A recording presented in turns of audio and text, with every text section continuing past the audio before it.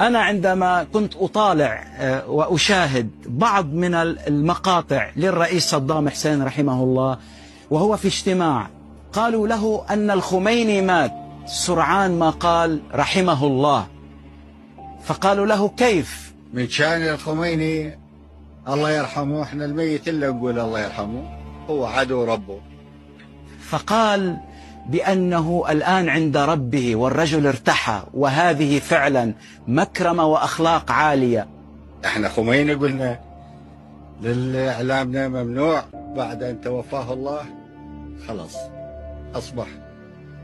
أصبح حسابه منقول إلى جهة أخرى، احنا خلاص بعد ما لازم نذكره ويسوء.